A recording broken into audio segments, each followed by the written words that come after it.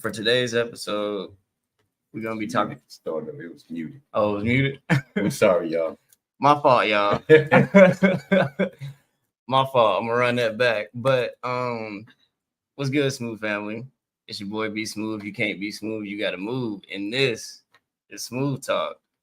And basically, what I was saying was, if you didn't see the episode from last week, it was an amazing episode and stuff like that. We had our boy Travis on here and stuff like that. Go back and check it out. Yeah, make sure you go back and check that out. Yeah, and as you can see, for some of y'all that don't know, it's Sickle Cell Awareness Month. As you can see, we got the uniforms on and stuff like that. We got the red on. For today, though, got our bracelets on and stuff like that. And shout out to the ones that sent us this. But for today, we're going to be talking about women living with sickle cell. We got two special guests on here. We have Pre Smith and Shabreon. We're going to bring them up. So let's go ahead and get them on here. Hey, how y'all doing? Fine. How are you? Good. Doing pretty good. Shabreon, can you hear us? Yeah, I'm good today. For some reason, yesterday this program wasn't working for me, but today it's okay, I guess. Okay. Well, we appreciate you guys coming up. We got a couple of questions and stuff like that. But before we get into that, share a little bit about yourselves and stuff like that. It don't matter who goes first. It don't matter who goes first. Yeah, it don't matter who goes first. Okay, so I'll jump into it. Of course, hey y'all, I'm Pre. 32.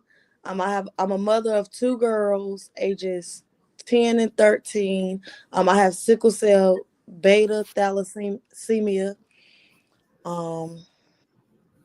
That's the biggest thing about me. I am a business owner, so yeah. Okay. And Shabreon, meet Pre meet Shabreon. Nice to meet you. Nice to meet you. Hi, everybody. I'm Shabreon Howard, aka Shabreon the Advocate. I am, gotta take a breath first, filmmaker, photographer, graphic designer, all around creative being. I'm a writer, author. I am the mother of a beautiful, I keep want to say 7. I don't know why. 9-year-old sickle cell trait warrior. And I myself am a sickle cell SS warrior. I'm 33 years old.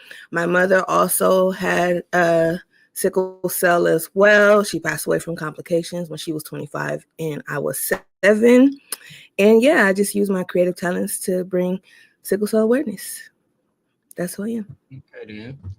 We appreciate y'all, sharing, about yourselves and stuff like that.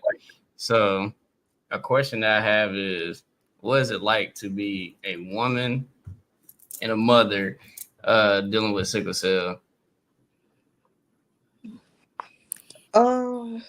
So for me, well, that's all I know. Is a mother with sickle cell. That's all I know. I make sure my girls know everything about sickle cell that they can know. Also, by me having girls, I set that example. They know when I'm in pain, they've seen me, and I make sure they know who to call, what to do, stay calm in these events. Also, while showing them we can do anything we put our mind to. I'll be hurting, barely walk, but I'm still running here doing this and just showing them, that side, as well as it's okay to not be okay, as long as we're not staying there. It's okay to be down, but don't stay there. So a lot of people that don't have sickle cell or whatever, they say, oh, I cry in the shower, I do this. Sometimes I show my girls that difficult side to know I'm superwoman because I'm actually going through this and I'm getting through this, not by hiding it from them. And that makes them even stronger. And if I can just give an example, My oldest daughter was hit by a car back in July. She didn't break anything. And the doctor's like, is her pain tolerance always this high? And I'm like, she's never been hit by a car. I don't know. But she didn't let it stop her. She kept going with all her activities that she got going on, knowing what she want to do in her future, and just push through it. So we make the best. We turn it to something positive. That's a good thing right there too. Right. Yes. As for myself, well, it is very difficult being a woman, a Black woman in America, just in general, right? But adding sickle cell to that, I think, is a very hard lifestyle that is not for the weak at all. And then add being a single mother to that is like, listen, I'm out here feeling like Thor, Hulk. I'm the whole Avengers team. You hear me? That's how I feel. And that's what it feels like for me, because I don't have another choice to come and say, oh, my life is hard and I can't go on. That's not an option for me. Even when things get overwhelming, because they do get overwhelming for me sometimes. Like Pri said, it's just very important that you don't stay there. And it's important that you have a real moment with yourself and just take that time to feel all the feelings and be honest. I totally wholeheartedly agree with being 100% with my daughter. She knows everything about everything that I'm going through. And the main reason why is because my mother, I know she felt like she was protecting me, but she hid a lot from me about her illness, about what she was going through with her sickle cell. So I know how it felt as a kid, because I think that people don't give kids enough credit. They're a lot smarter than people give them credit for. So I myself always make it my mission to be as transparent with my daughter as possible. And I know it pays off tremendously, because she tells me all the time just different things, different situations she go in and she realized, wow, I'm already prepared for this because my mom prepared me. Like, she tells me all the time, Mom, you prepared me for this and without even realizing, and I went to school and this happened. And I'm like, wow, really? And so that lets me know right there that no matter what I go through, no matter how hard it may get sometimes, it's definitely worth it. And I wouldn't give it up for anything in the world. So I guess, yeah. For everyone just tuning in, welcome to Smooth Talk Podcast.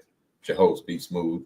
We have Miss Pri Smith and Miss Shabreon Howard. If y'all don't mind, because sometimes people ask questions, and somebody just got a question right here for you all. Was it difficult decision to have children? That's a good question. For me, I was told I couldn't have kids. I was told that I wasn't going to be able to. So honestly, when I first started trying, it was just to see if I could. And I could, obviously. So yeah, it was a difficult decision after, because for me, I actually had miscarriages before I had my daughter. I had 2 in 1 year, the year before I had her. So it was difficult to when I found out I was pregnant again, I was like, whoa, okay, am I doing this? And I absolutely, positively, without a doubt, wanted to, because I know that I have so much love and I wanted to give that to my child. And yeah, I will say this though, before I stop talking, I did not consider everything. I didn't consider what can go wrong. I didn't consider what could go right. I didn't consider the fact that when I went into having children, I never prepared myself to be a single mother. That was not, I was in a long-term relationship. We were talking marriage. We were planning like stuff like that. So that for me, I think even if you are married, if you have sickle cell, I think somewhere in your brain, you always need to prepare yourself just in case to be a single mother and really consider what that will look like for you, because it ain't easy. I will say that. All right. That's all. I'm done. So I wasn't trying. Let's start there. And so I actually got pregnant in 12th grade with my oldest. And the first thing, so backstory, I wasn't trying, so obviously it wasn't hard, I guess, so to speak. Funny story, crazy thing, you're not planning anything. Me and her dad was full-blown relationship. Of course, I'm my senior year. Same week he gets locked up for something major. I found out I'm pregnant, like 3 days apart.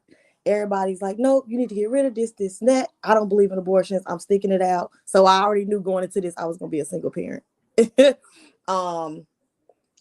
And we stuck it out, and the pregnancy was amazing up until the end. At the end, I had a sickle cell crisis. They had to induce me. She's 13 now. Got pregnant with after that, had heart failure. Got better. Couple years later, got pregnant with my baby girl, and all the doctors are like, you need to get rid of her. You went through so much with the last child. What if you're paralyzed? How you gonna take care of this child? How you gonna do this? How you gonna do that? And I'm like, listen, if God wants this child, he know where she is, because by this time I'm far in the pregnancy, I know it's a girl. If God wants her, he knows where she is. He'll come get her. Can y'all please stop coming in my room? Well, we can make you get an they said they can make us have a abortion because of my health, this and that. Well, again, thank y'all for this information. If God want her, God know exactly how to find her. Can y'all please stop coming in here? My baby's 10 years old now. So just dealing, and that pregnancy was rough. I did not like her. Of course, I don't believe in abortions. I wasn't gonna get rid of her, but I did not. I'm like, this little child is making me sick. I stayed in the hospital. So up until my end of my pregnancy is when she smoothed out. I got to pick my due date. So her birthday is like 3 days after mine. So it wasn't hard to get pregnant. The journey was rough. The things they tried to say because of what I went through at the end with my first one, they tried to get in my head, but I stuck to what I believe in, stuck to it, and God has seen us this far. So I'm thankful for that. And again, it's just something you have to be mentally prepared for. Yeah, I'm not with her dad, but we co-parent very well. My other daughter, her dad is still in prison. And I say we co-parent very well. The families are great for the most part. But, but you have to be mentally prepared. If you're not mentally prepared for it, really think some more, because you got to be strong. You got to be strong because you don't know what's going to come your way. That much is true. Even in the beginning, sometimes the doctors say one thing, but like you said, God know where to come. If you want him, he'll come get him. Yep. Like they told us that Brandon, when he lived to see 19, we see 25 now. You don't have the last say so. God has the last say so. Definitely. Mm-hmm. Absolutely. That much is true. And I'm glad y'all brought up, the pregnancy part, because that was another question I had was, during your pregnancy, how was it dealing with sickle cell at the same time? Well, I honestly, you know what? Being pregnant with my daughter actually taught me how to deal with sickle cell better. I will say that. I learned how to manage my emotions better because I realized if I started crying or if I leaned into how I was feeling more, it would just make me worse and I would just end up in a hospital. So it really forced me to learn my body, learn my cues even more. It forced me to stay as calm as possible, which is why even to this day, I have to be in a very considerable amount of, like, I got to be in like the worst pain to cry. Like if I'm crying, something's wrong. Like that's how bad it is, because I really had to force myself to learn to just breathe through it, not um not overreact. And I know it sounds like overreact is painful, but I mean, we know how it can be, and if you stay calm, it actually can get better, or at least not worse. And I did go through a whole lot. I had gestational diabetes, which was crazy because I was like the healthiest I had ever been before I got pregnant. Um, what else? I went to the hospital a few times.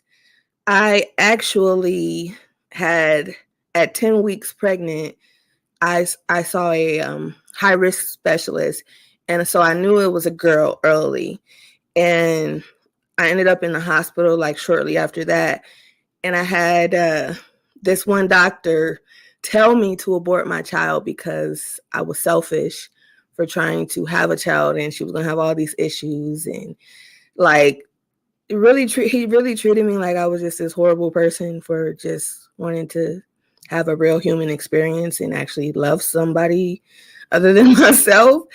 So the first time he did, I was so sick, I kind of let him say what he wanted to say. When he came in the next day and thought he was going to like continue on with that, I am not the type of person that deals with disrespect at all. So I told him, I challenged him. I said, listen, if you are so sure my child is going to have all these issues and all these problems and I'm going to be so sick and this and that, help me.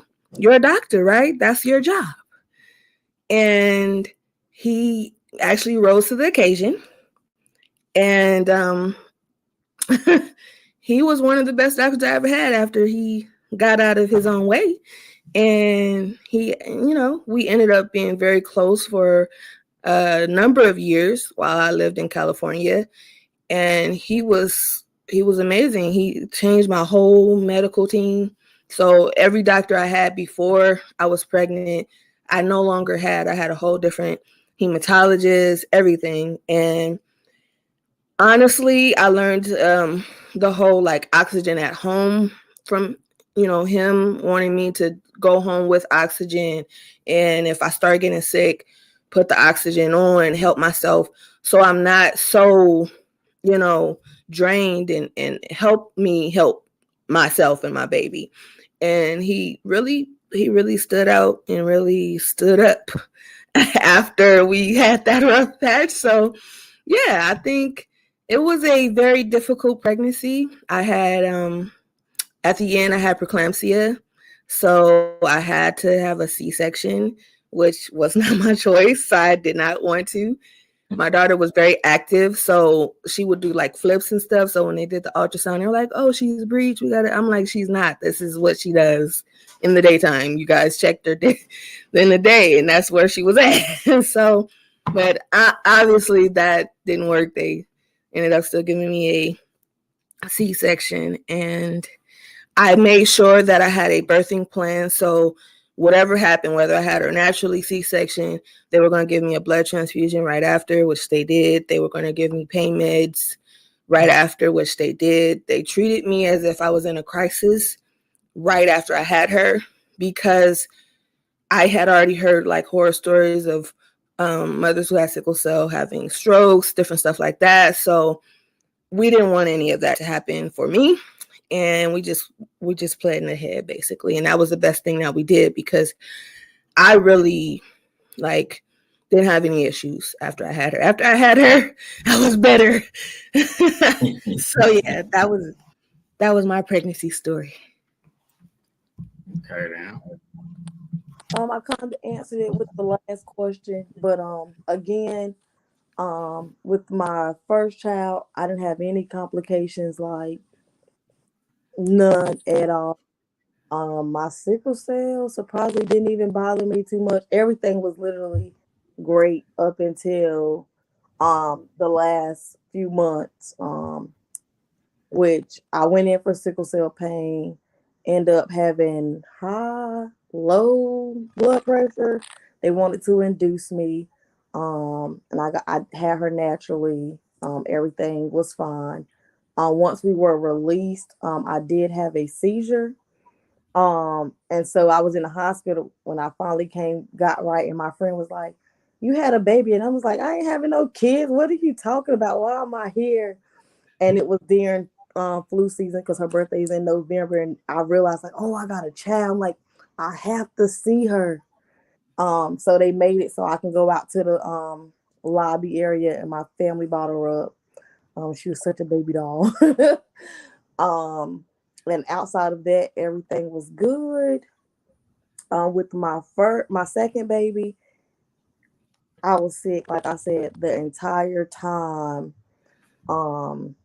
And so both times I was already high risk, so seeing high risk doctors, doing everything. But with the second one, I was literally taking Percocet, taking Dilaudid, some other high medication that's pills. I used to have like things of pills.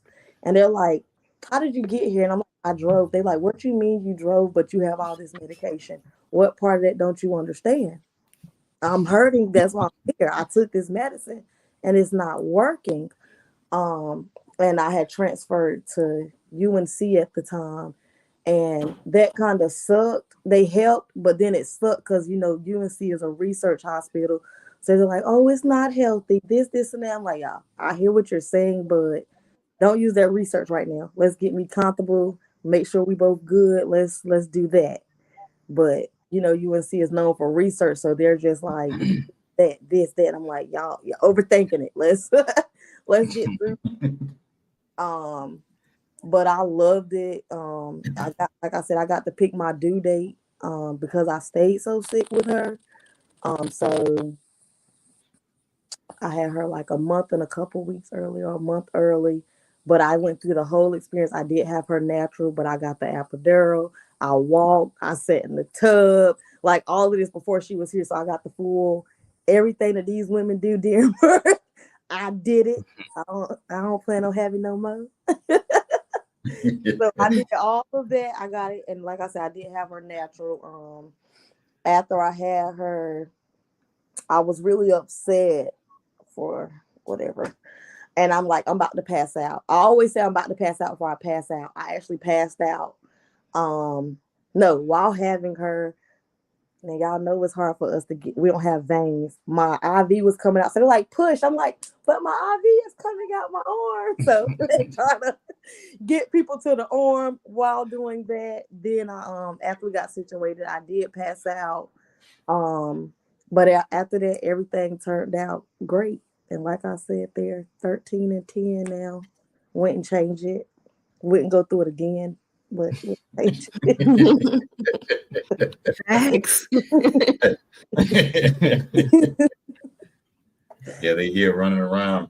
Yeah. But I see some of the videos. Sometimes I'll be on your page. Yes. Before they growing up, Right. It's like Shabreon, your daughter peek in every now and then. Uh-huh. I'm surprised she peeked in yet. Right. I don't know what she doing. I hope y'all can't hear her because I'm like, what is that? She doing something in her room. So she'll probably be out here. You know how she is. She does. Yeah. She peeks in. She likes saying hi to everybody. You might see her slide in on the left side or come in on the right side. She coming in somewhere. Uh-huh. Yeah. But Yeah, that's true. So I have a question, but also the question that he gonna pull up in a minute gonna kind of tie in to the question that I have is basically Was it difficult, explain to your children what you have to deal with, especially dealing with sickle cell? So I wouldn't say it was difficult. Again, I was a teen mom, so 18.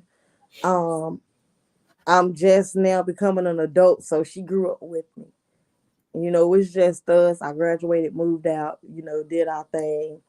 And I just let them know, like, I have pain. And of course, I may talk to my oldest daughter a little more than I talk to my 10-year-old, just like, because she's going to be more calm. She's done rubbed my back while I had to drive to the hospital. So you have no choice but to explain, hey, I'm going through this. I'm going through that. If I have to take Percocet versus Advil or Tylenol, I let her know, like, hey, I took my strong medicine today. So just watch out for Heavenly. Be mindful. Y'all don't be too loud. I'm about to lay down. And it sucks. Sometimes my oldest daughter, literally, I just had a crisis about a month ago, and the kids love my breezeway.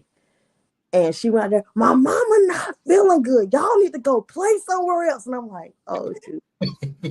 I got it together because, oh, shoot. Like, you cannot talk about sickle cell negative. You cannot do certain things, like she'll get triggered, So it's a good thing and a bad thing.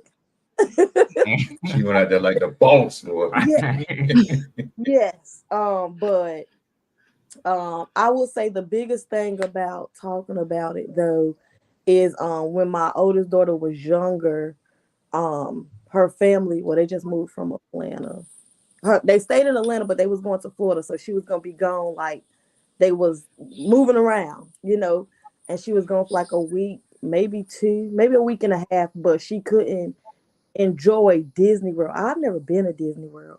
She couldn't enjoy Disney World because she was worried if I was way back in Raleigh, sick, and she wasn't gonna be here to help me.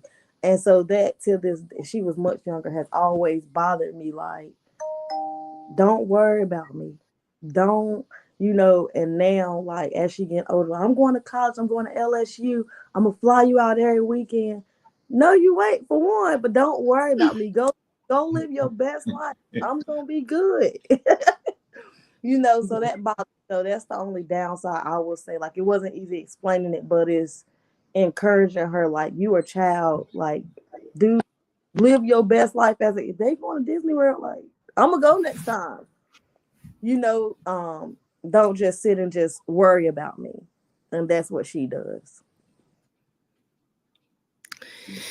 Yeah, well, my daughter, she has grown up in, I say this is her life too, like my life with sickle cell is her life with sickle cell, because family, of course, you all know, they are affected by it just as much as the person who has the illness. We feel the pain, but they have to watch us go through it. So, yeah, she doesn't know anything else other than this life. It can be difficult sometimes explaining her, like the when I'm going through the heavy stuff, like my kidney disease and stuff that's like very scary. Sometimes I hesitate and I'm like, oh, I don't know if I should tell her this part. Maybe I should keep this to myself. And I always correct myself, or I have people around me, great people around me, who say, that's not the type of relationship that you have with your child. And, you want to, hi. You want to, just be as transparent as possible and just help her through it. And I do. And let her tell it. And I'm going to say it. She is my caretaker because she fully takes responsibility for me, even when I don't want her to, even when I'm telling her, I'm the mom, right? I'm the mom. And she's just like, yeah, sure. We hear you, but no. Yeah, like, sure, of course. Yeah, by the way, let me, but she's such a great kid. She is very smart. I have been an advocate for most of her life. So she has taken that life on as her own as well. She loves educating herself. She loves educating me, other people. So She loves telling people things they didn't know. Like that's her thing. She's a Sagittarius, so I know it has something to do with that. She likes to tell. She likes to know things other people don't know. Even me. Like she's like, "Mom, did you know? Oh, you? I bet you didn't know that, huh?" I'm like, "How do you even? I am like twice your age, young lady. How are you even trying to one up me right now?" She's just like, "I just want you to know." So we have an amazing relationship. I had her, I was 23 going on 24 when I had her. So I wasn't very young, but I was still young, very young.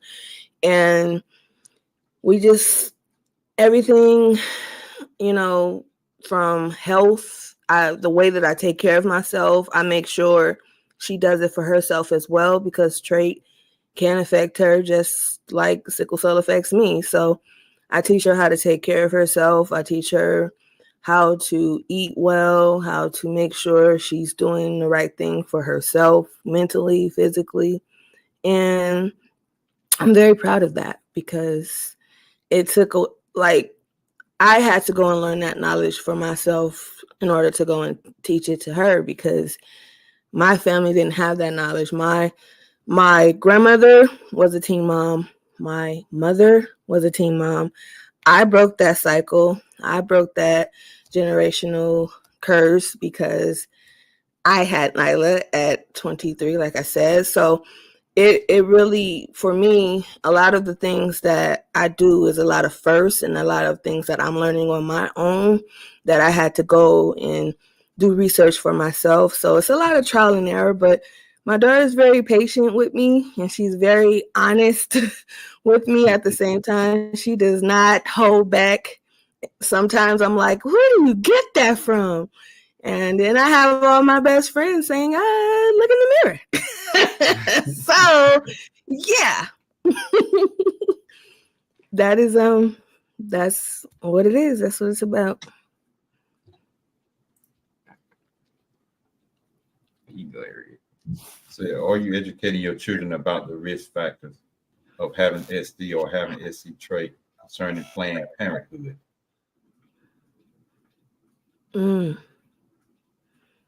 Yeah.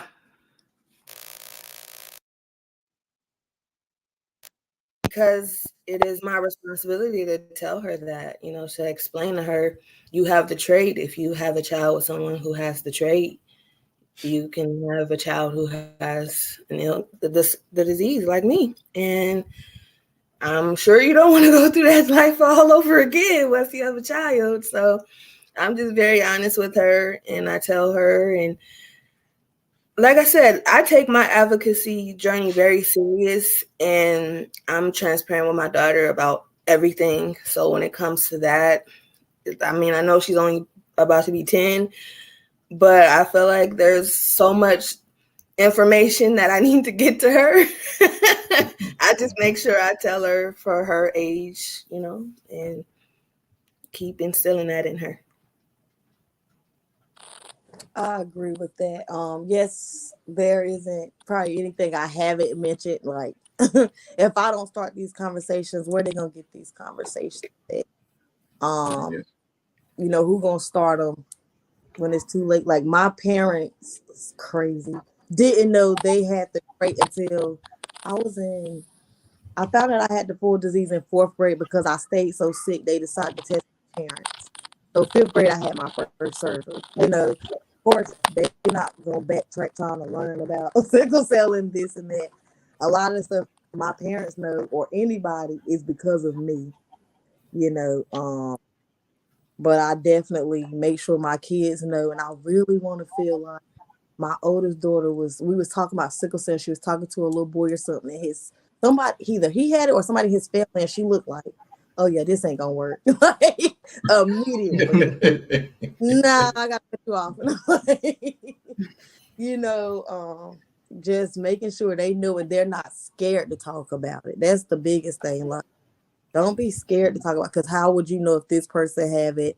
And let them know it's free, no matter what age, to go get tested for sickle cell. Yeah. So definitely having those conversations, and again, probably more with my oldest than my baby girl because my baby girl think everything is just gross and she don't want to hear it. If I'm not sick, but she'll talk about it sometime. But yeah, definitely. Okay. Everyone just tuning in, welcome to Smooth Talk Podcast with your host, Be Smooth. And we have two very special guests today. It's Pre Smith and Shabreon Howard. Mm-hmm. You know, but man, if for the ones that's just not tuning in though, you missed out. You know, go back and watch it whenever this ends. But since you in here, hope you enjoying this episode because this is very much needed, and we appreciate having you both on here talking about this because it's needed and it's important. Yeah, and it's important. So, no, before you ask the question, because the reason I say it's important because it's a lot of people out here just having sex and don't even know they have the trait. Haven't even got tested up or anything. And one reason I say it's important, another reason I say it's important too, is because all the interracial dating, sooner or later, it's going to be in the other race too, because of that. I think if I ain't mistaken, they already have a white person that have it.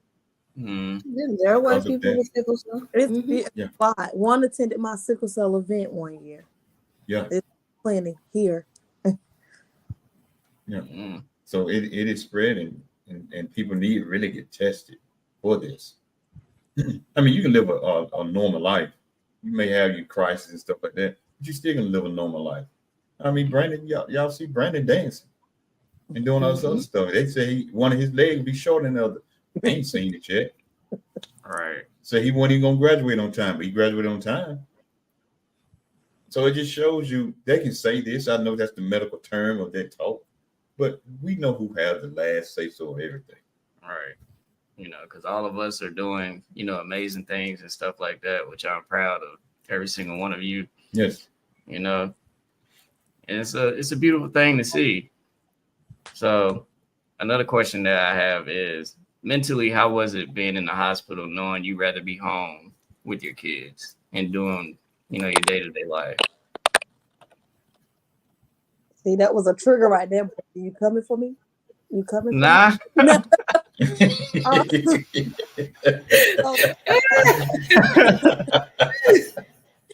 So the way I deal with sickle cell overall is I gotta keep moving.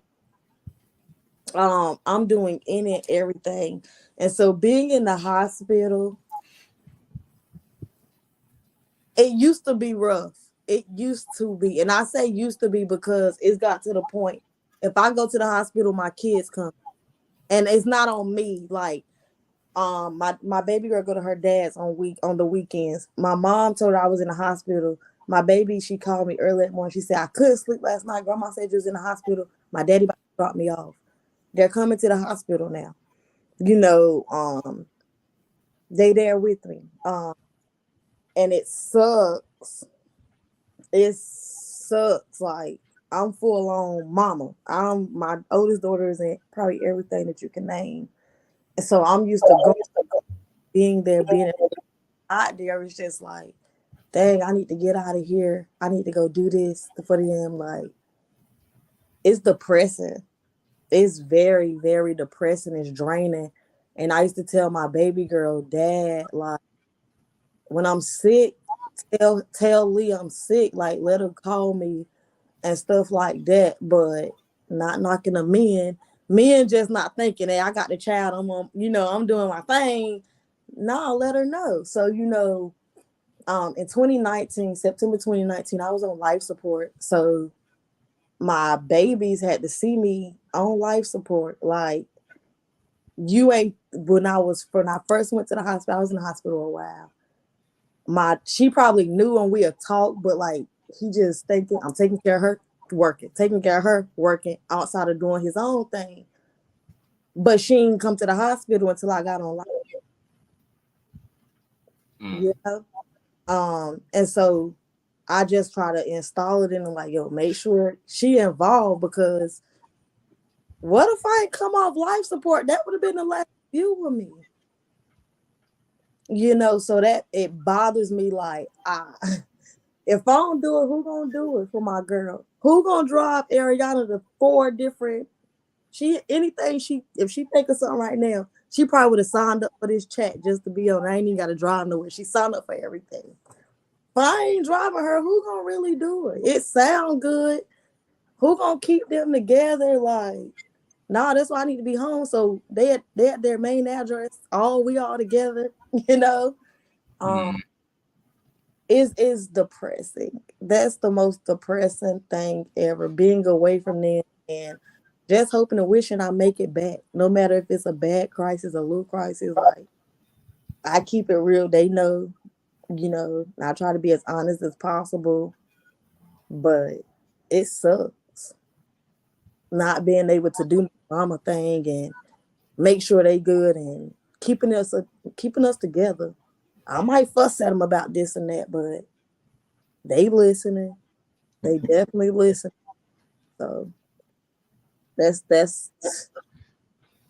is depressing, very depressing. I can second that one. It is. When I'm trying to, I think it was 2019. No, I'm sorry. It was 2020. I ended up in a hospital in California because I used to go back and forth before COVID did what it did. And before that hospitalization, I can say I would rush my care because I just had to hurry up and get back home. I didn't want, her life to spiral out of control and everything to get off track because of me. I didn't want her to miss out on school too much, different stuff like that. And it would put me in this very anxious state. I deal with anxiety more than depression. And being in that, that anxious state of, okay, I need to hurry up, especially when you're so sick, it can affect you even more. And I just remember I had these doctors that time, and they were so attentive. They were so caring. They were so like, I had one doctor sit on my bed and grab my hand because I told her, I said, listen, I need to get out of here. I understand that I'm sick. I got to get out of here. I got to get back to Texas. My daughter got to go to school. I got things to do. I don't have time. And they were like, she was just like, you're sick. Like, you're very sick and you have to get better. Like, you're no help to her like this. And she was like, is she safe where she's at? I'm like, yeah, she is. Is she happy where she's at? Yeah, she is. Okay. So is anyone telling you to hurry up and get your child? Well, no. Okay. So the best thing you can do for you and for her is to get better and to get as well as possible while you're here and focus so that when you go home, you are better for her and you can do everything that you guys have planned. And like the way she broke it down to me, I'm like, I never really had a doctor to really sit down and grab my hand and have these conversations with me like that before. So I was like, all right, you make a point. I'm not going to rush myself out of here. I'm not going to be like, and I think I was there for like 2.5 weeks, maybe a little longer. I don't remember.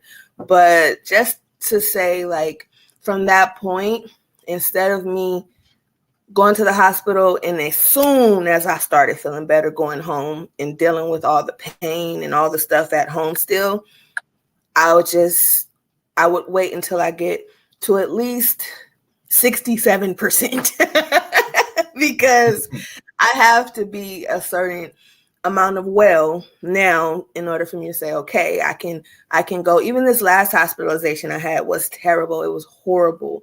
They treated me like I wanted to be there when that was the furthest thing from the truth. I hate going to the hospitals. Okay. So when the doctor, who was very disrespectful at one point with me, came in and was like, oh, you're starting to feel better. We're going to taper you down. And he's thinking like, I'm going to be there for even longer. And in my head, like I had already had a plan, but I can't tell you this plan because you don't understand me. And I'm not going to, like what's understood don't need to be explained for myself. So if I have a doctor that I know doesn't understand me, I'm not going to explain what my plan is. Like I explained myself to the pain management doctor because he understood me and because he wanted to understand where I was at with my health. And I told him, listen, tomorrow I'm going home. I'm going home tomorrow. I feel well enough. I've gotten my pain to a point of I can handle it. I can manage it. And I will be okay at home. And so he already knew what was happening. The other doctor comes in and the hospitalist comes in and he's like, oh, well, I'm like, oh, I want to go home today. I don't know what you're talking about. And he's like, oh, really? Oh, I'm like, yeah, see, you over here thinking I'm here just for a good time. And I'm here just to try to get what I can get. When truthfully, I just want to get well and get out of here. I always tell doctors this.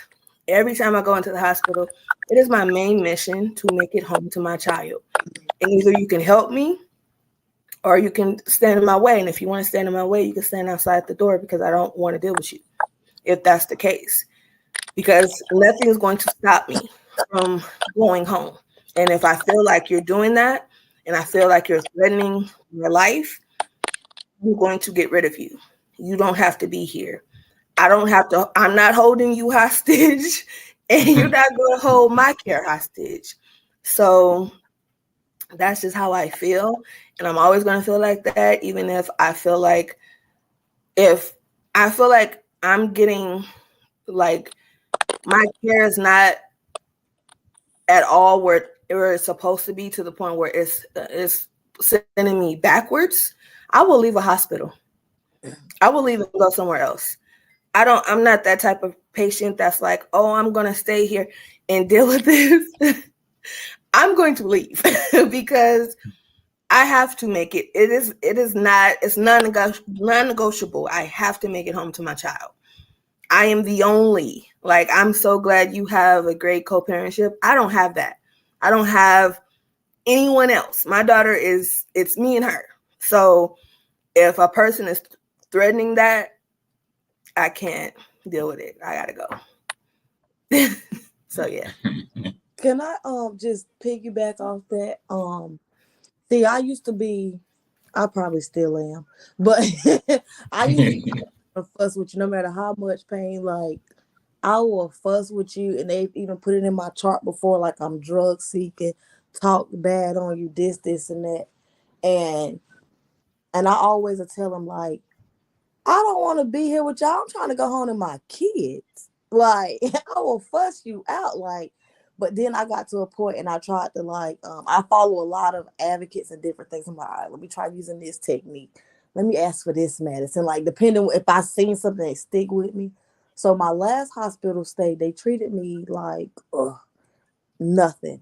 Treated me like nothing. So I'm in there crying. Usually I call my mama. My mama got to come up there and sit. Like she'll never come till I call. But I'm just like so stressed out, and I'm trying to explain to these people, like I stayed calm, and I'm like, this man was like, we're not following your care plan. I'm like, well, can you transfer me? So I up here, they only do sub Q, so they only give you your medication in your stomach if you're gonna be admitted. It's an IV medication. It burns. I hate it. It sucks. And I tried to explain to them. I said, I have a care plan for a reason. My doctor did not put that in the care plan, no matter if this hospital say this is what y'all do. Because why would I get something that's going to cause me to tits up every few minutes, how often I can push it? That doesn't help me relax from my pain. That's going to make my pain even worse. No matter how many times I got to click this button, I said, then I'm not going to click the button because I know the feeling that comes with the pain in the stomach from it. Oh, I don't care. That is like talking really rude. So I'm like, can you not transfer me to a hospital that offers this way? No, we don't transfer patients for this. Like, it ain't one of those situations basically that can be transferred. All right, cool. Can I speak to patient Relations. I guess that's the name. I told y'all this is my first time trying to keep it together.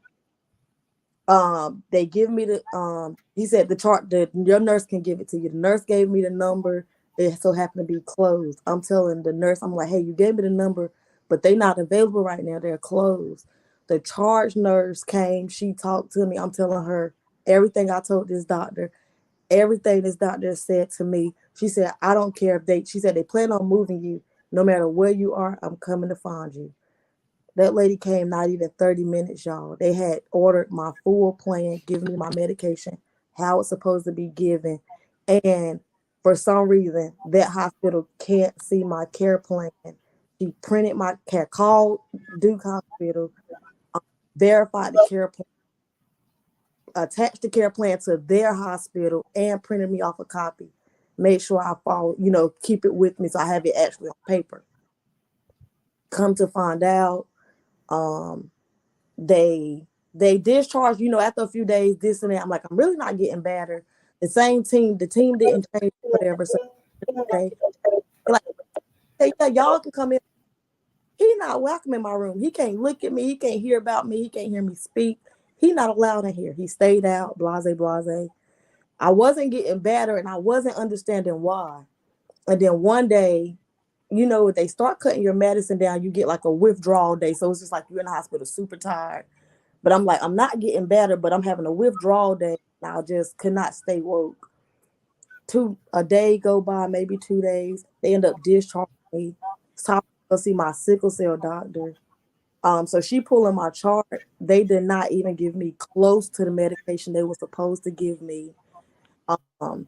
So I stayed sick for a whole month. I stayed either or less. So I didn't know anything about this, but I guess all hospitals get together and talk. She said, I'm bringing this specific case to them because this is unacceptable. And she said, not following your care plan is against the law. And she made sure I knew all of that and stuff. But yeah, they didn't follow the full plan, but they followed some of it. By me just trying to stay as calm as possible and not getting so out of control and she's just seeking medication, another one of those in my chart because I knew what was right, or trying to switch hospitals. And then I don't know how it is where you are, but North Carolina, Raleigh area, they suck. And I just did taking a different approach worked halfway. If they would have followed my full plan, I don't think I would have been sick a whole month. But it did something. Now, hopefully, if she really did take my case to them, maybe that'll start changing this actual hospital. How they actually have to do things, or maybe this hospital, that doctor was called out. But I think I don't know how much it'll change because I think the doctors meet with like the emergency rooms. But of course, he was I was being admitted, so he was an admitting doctor. So I don't know if they got the message, but try taking a different approach. I know it's a lot. I tell him, if I say my toe hurt, my mom, everybody, go to the hospital, go to the hospital. You have to be mentally prepared to go to the hospital. You have to be mentally prepared to go to the hospital because I'm fighting my battle, my pain. Now I got to go fight show these people unbelievable. Fight my mom saying I'm leaving my kids. So it's a lot. So I get it. Just, leaving, but maybe the different approach, may help. It helped halfway, if I can say that. Yeah. Oh no, I reported doctor. Listen. Yeah. I don't play that. I report hospitals. They finna. The thing about me is, I always say you never know who you're talking to, and I don't say it like I'm just this big bad person, but I say it because I know how to hold a person accountable. Even people who feel like they're untouchable, like doctors, yeah. Even hospitals, yeah. I'm that person. Hello, how you doing? Yep. You probably should have thought about it. You probably should have treated people a little better, because if you come in there with that attitude and you come in there and you're treating me any kind of way because you think you're going to get away with it, because you think I'm just this little black dumb girl that you just can talk to any type of way, hello. I'm gonna let you think about it. But you definitely gonna know my name by the time I leave. Yep. And even when they sent the head nurse manager to me, and she thought, oh, this is policy. I said, I would like to see that policy. She starts, oh, well, it's not really policy, but oh, it's not. Oh, I just thought you said it was policy. Well, yeah, but I said, exactly. I said, and to tell me that if I fire a doctor, I have to look up a doctor and hire them and make sure that that doesn't even make sense. I was so like, you guys think I'm so stupid here. It's going to cost you because I'm not going to just let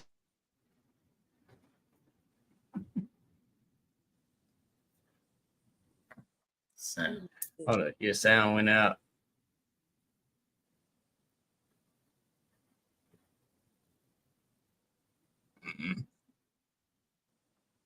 We're gonna wait while she get that thing. No, we can't hear you. Wait, Say something. say something real quick. Can you hear me now? Yeah. All right, there we go.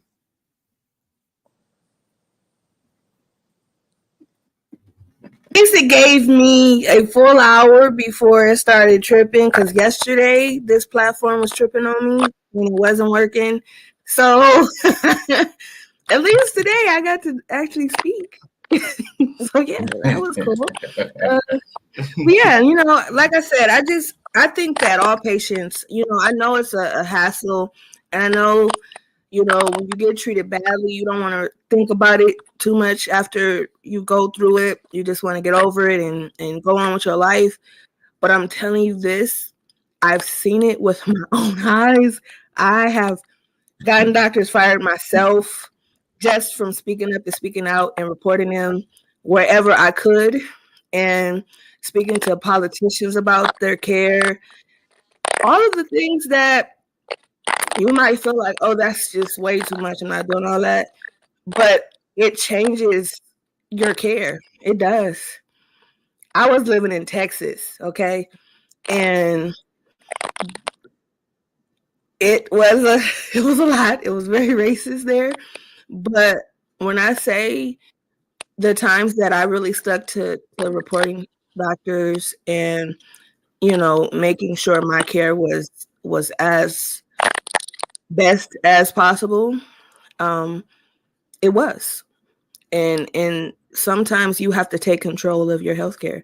Even if you feel like you don't have control, you do. You absolutely do. The only difference with me and anyone else is I'm gonna report you. I'm call me Karen. Hello. Hi. Yeah, I'm her. So I'm telling you, it's worth it. Okay then. So I got one more question. Then after that, I'm gonna let y'all, I ain't gonna hold you up. I'm gonna let y'all share, what you got coming up and stuff like that. But, the question I have is, what's some advice you can give to women and mothers dealing with sickle cell?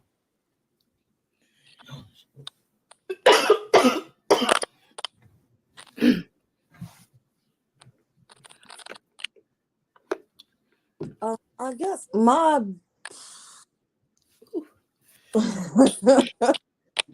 my biggest advice, and I actually probably heard somebody close to me. You just, don't fight it. Be real, acknowledge it, and just don't stay there. Don't stay there. Don't stay there. Use your voice as much as possible. I know anytime I personally like share my story, anything, I'm like, hey, I'm not looking for no, don't no pity party. Like, oh, you have sickle cell? I'm so sorry. No, you ain't. Don't be. Because without it, I wouldn't have found that hustle entrepreneurship person in me. I'd probably be working for somebody, doing what they want to do, not knowing, oh, because I have sickle cell, I may get sick. So let me make my own work hours right quick. Let me figure out how to do this, how to do that. which is so funny because my baby girl, she wants something. She like, I want this, but not from here because you can make it. She think I can make everything. She probably think I can build a house, but that's just because I'm finding the talents and stuff in me to keep going and turn it into something positive. Every day is not going to be a good day. And it's okay, but do not stay there. That's my biggest to anybody about anything. Don't stay there. And don't go. Try not to go through it alone. I'll add that. I'm one of those. Everybody in my house go to therapy except for me, or getting ready to go to therapy except for me. Um, you gotta have somebody that you can connect to let it out. Don't sit there and hold it in because that bond turn into something super terrible. That's my biggest thing. Is just don't stay there. It's okay to go through it, but don't stay there too long. Great advice. As for myself, I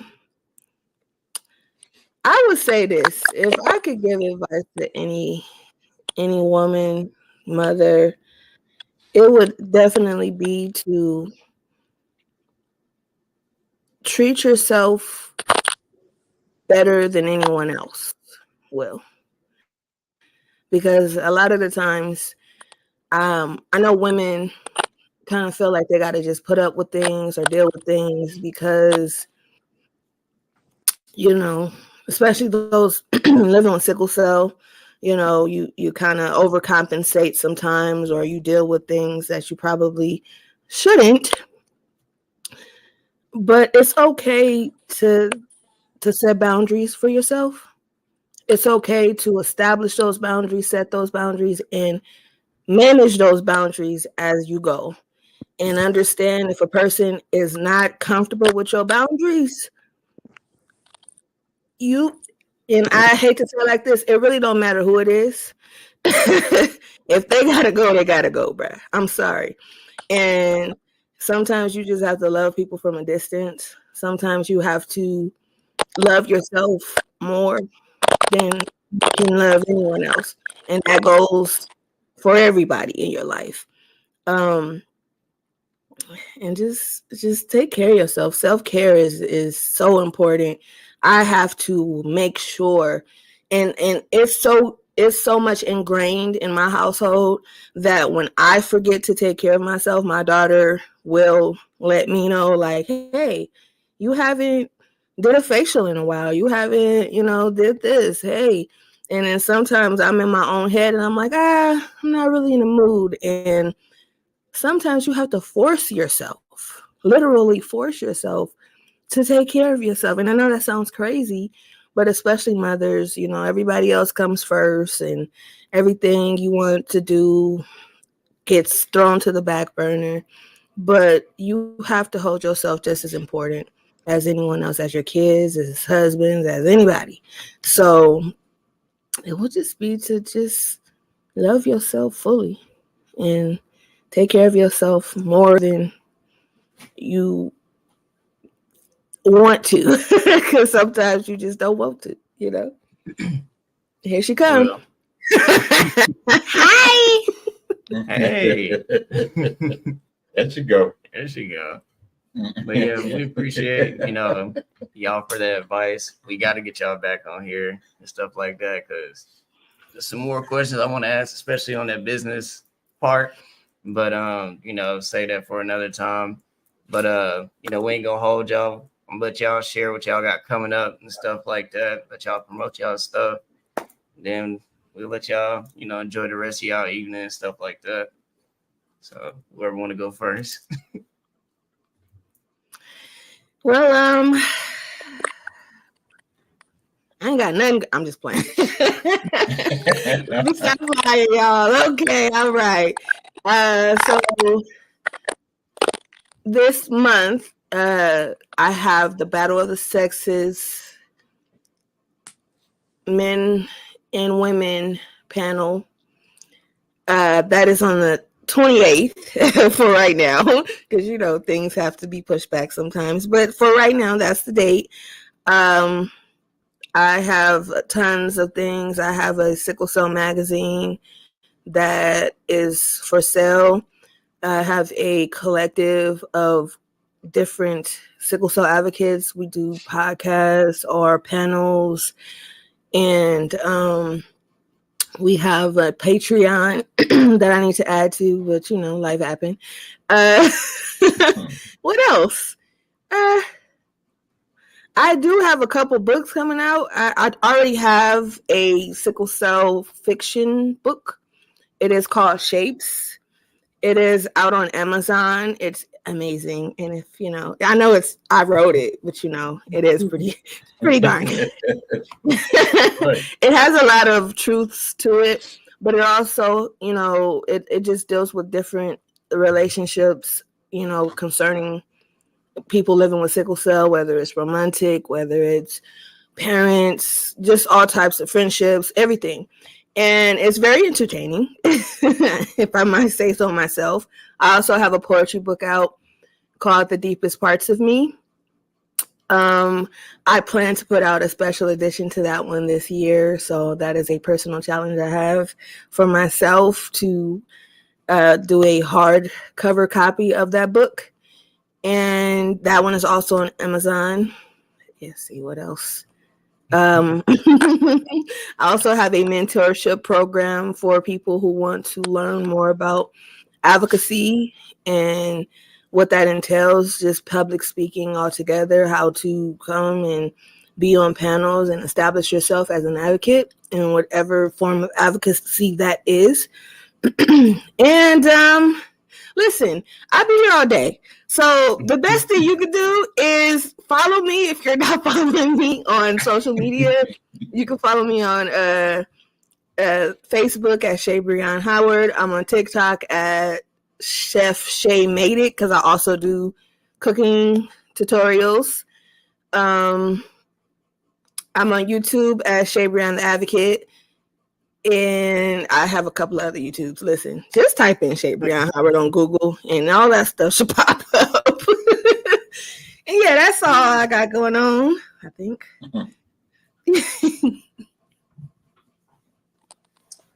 So,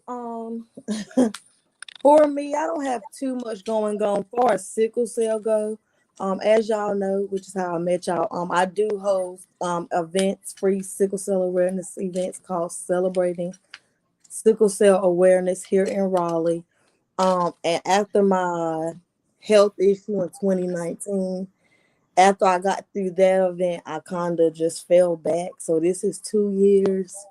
People haven't given up on me, like asking, like, bring the event back, this, that, like, and no matter how much in advance, like I usually, like, as soon as the night end, I go ahead to plan the next one. No matter how much planning I do, I found myself always still sick in September. And so we really think that just triggers something and caused me to have a crisis. But I have lost myself in that area, and so next year, I don't know what I'm going to bring it back. That's my goal, is to start that, because, I got to talk about sickle cell, talk about my personal life. People got to speak on it, and just bringing where I'm from, just everybody just seeing, bring that awareness, everybody coming together for something positive. That's just always been something big for me. So again, I don't know how, where, because I've lost that confidence after 5 years of doing it.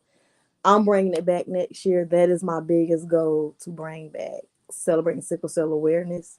Y'all know, I spoke on having a business. Is Drip Juice Bartending. So I'm a mobile bartender. I actually have an event at Duke Health tomorrow to bartend for them. And since it's Sickle Cell Awareness, I made some buttons that say Drip Juice Bartending Sickle Cell Awareness. So they're going to have these free events, because I may not be able to speak on it or do this and that, but they're going to know. And they're going to get these events to remember sickle cell and drip juice all in one. Um,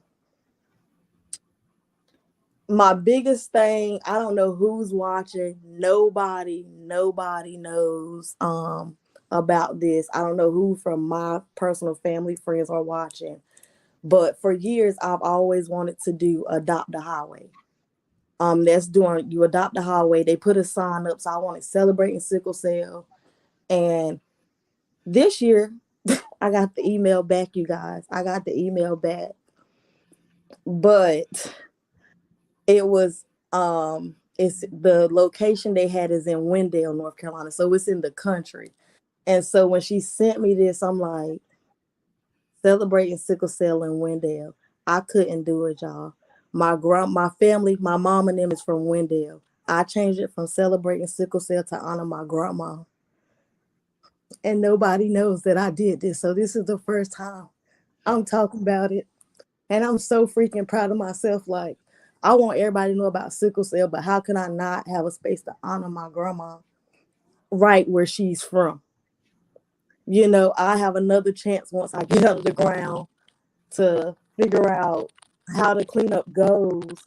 I go celebrate. I try again, but I tried for years, and they was like celebrating sickle cell, this, and that, and I'm like, I cannot accept this and put celebrating sickle cell there.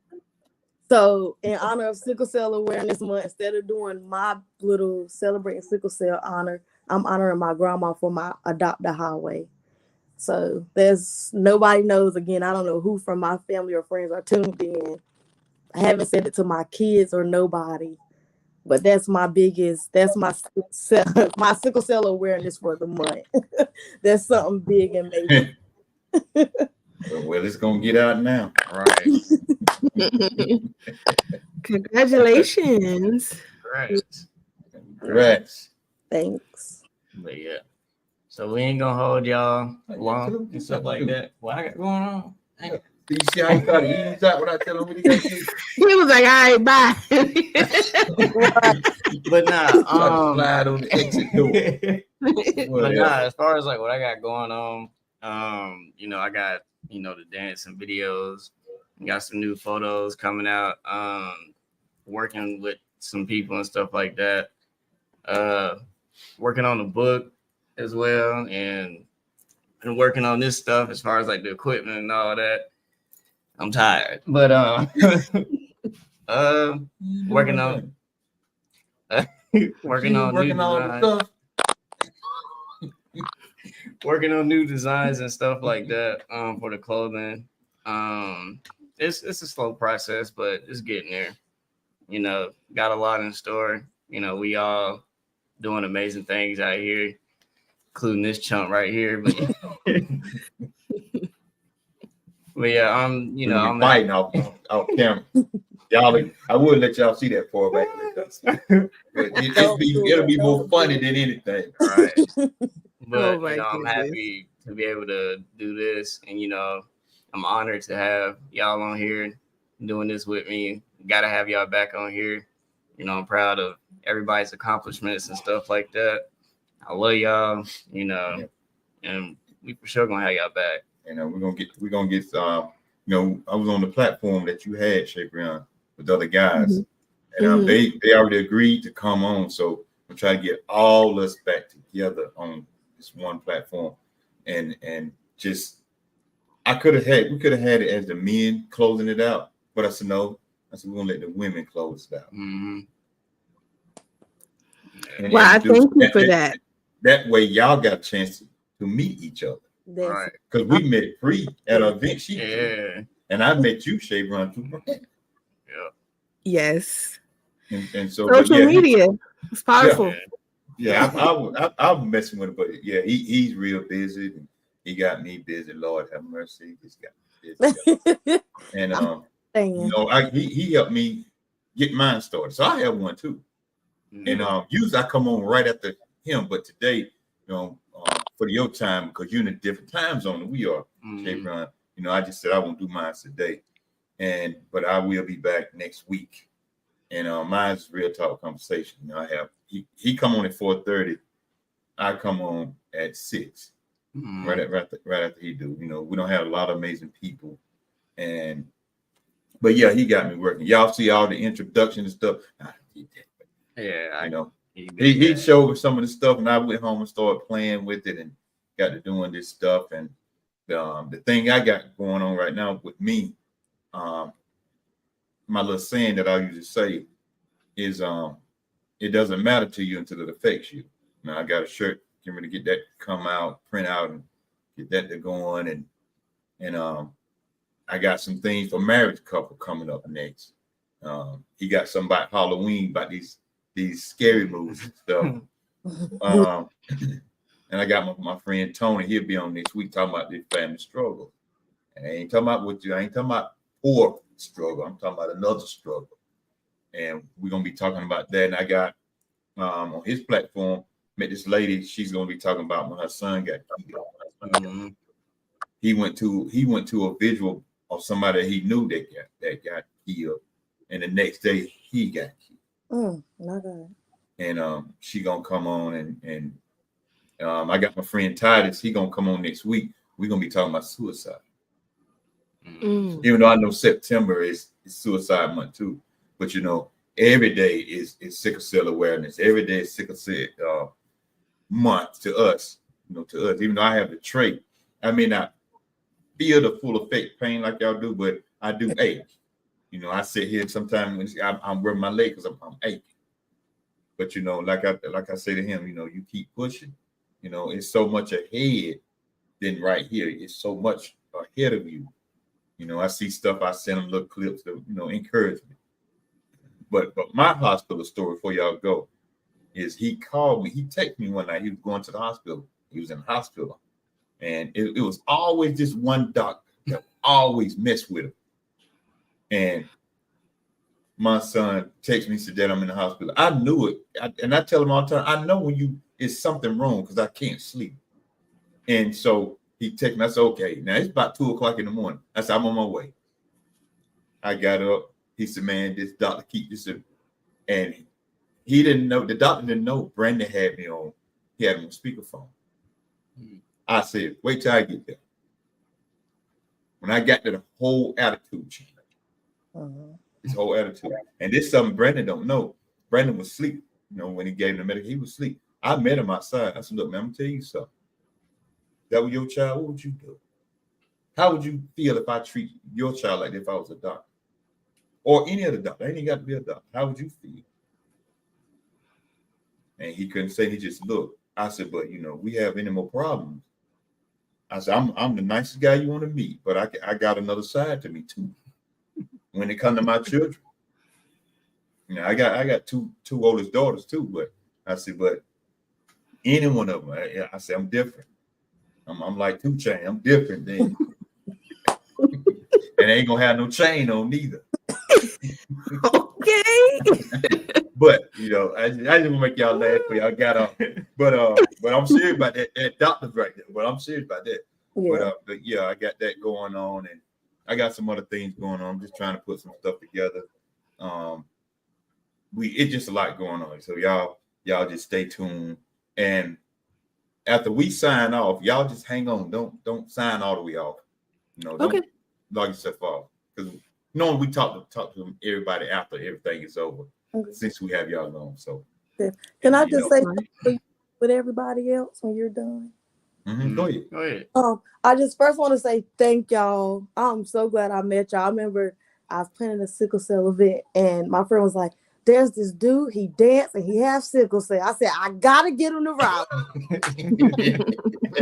And you did that dance so good, I did every time I hear that song, I'm in the video. Brandon, you set it off.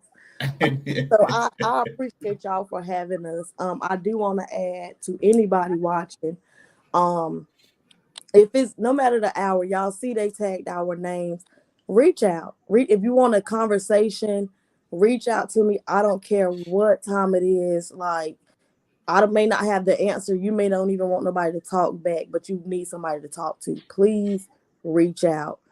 Even if it's not you dealing with it, your child is dealing with it. And like I just had to tell a guy at my bar, he was practically in tears, but he's seen me always talking about sickle cell. His child has sickle cell. He's grown. And I was like, y'all battle so much because you don't really know that pain that he's going through. You know, you want to know it, you're there, but you don't know it. You can contact me for comfort. Tell him to contact me so he can know somebody else that's living this. I don't care the hour. I usually hear my phone. If not, I'm gonna follow up. But I'd rather you have somebody to talk to or whatever than you think you don't have nobody. Also, I am here for anybody. We are not in this fight alone. And I just want to add that. Okay. Now, watch this. Now, Pre, you said you was camera shy. You sure didn't look like it All today. right. So when we talk about sickle cell, it's a different person. I told you. I told you. I used to be like that too. Talking too much. But when it comes to sickle cell, yeah, it's a different person. Yeah, different. I told you. Yeah. Yeah, it definitely does. I remember when I was going to school for film, and my professors, they kept trying to get me in front of the camera, especially this one professor I had. And I'm like, listen, I'm behind the camera type person. Like, stop trying to do that to me. And I kind of like, I wish you could see me now because all the speaking I do and all, I'm like, she prepared me for it. She forced me really half the time. But now it's like you said, when it came to talking about sickle cell, I remember the first event I did and they were like, oh yeah, you're going to speak at this event. And I'm like, I'm what now? Huh? This was like almost 8 years ago now. And I have spoken at like tons of events, and it just all starts with just believing in yourself and believing that you can do it, and you have a voice. You take yourself serious, and other people will take you serious as well. So yeah, That's right. But you know, like you said, y'all don't go too far. Yeah. You know, about to throw those out real quick. Talk to them for a little bit. We can put y'all on the backstage for a few minutes. Yeah. alrighty. All right. Let you do that real quick. Y'all just hold on. Yeah, just hold on. Okay. Real quick. But yeah, you know. I almost put us out.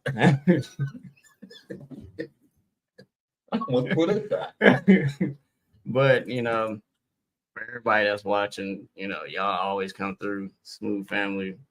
We love y'all. We appreciate all the support and everything like that. Oh yeah. You know, shout out to my grandma because her birthday just passed and stuff like that. You know, 91. So happy birthday to her.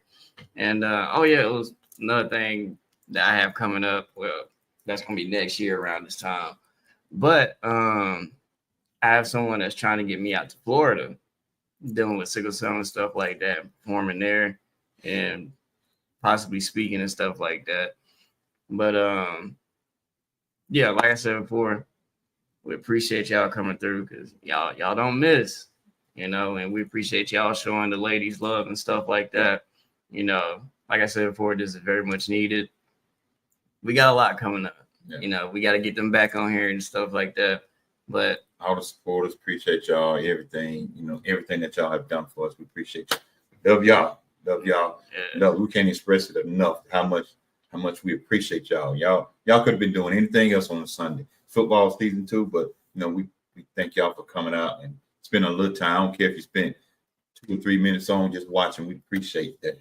And everybody that's still on here, thank you so much for hanging out with us today and giving us all that. And I'm gonna make sure I tell my mama y'all say happy birthday. Yeah. I need to put my cash up, but you know, because she said send me some money. But yeah, we love y'all. We appreciate it. Stay focused, stay positive, smile. You know, the sky's the limit. And as always, be smooth with it. Love y'all.